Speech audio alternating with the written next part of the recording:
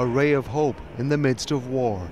Over 100 trucks carrying humanitarian aid spreading out towards some of Syria's besieged towns.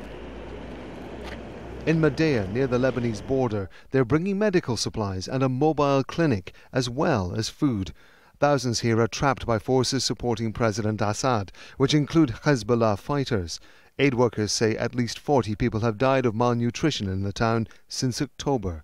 The sieges must be lifted from all areas because the trapped people are civilians and they are suffering. This convoy is heading for the towns of Fua and Kafria in the north. Around 20,000 people here have been cut off by armed rebel groups. Heavy gunfire rattles near Muadamiyah, close to Damascus.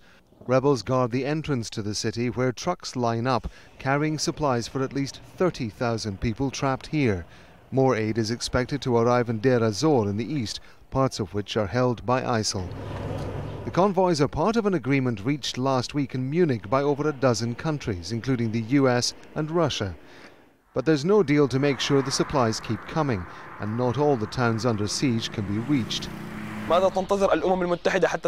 doesn't the northern countryside of Homs get aid? UN resolutions call for aid to reach all areas.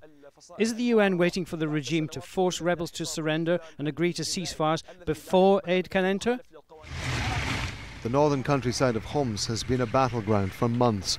The United Nations warns that local supply routes have been cut off by a Syrian government offensive. The UN says food shortages could get worse for the 120,000 who live here. The last UN aid convoy to reach this part of the countryside was in October.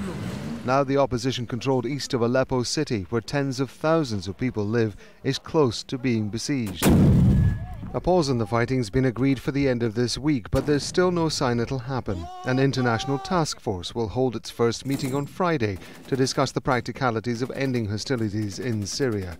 First, they need to agree on who they regard as Syria's legitimate opposition and who is on the international list of so-called terrorist groups. Rob Matheson, Al Jazeera.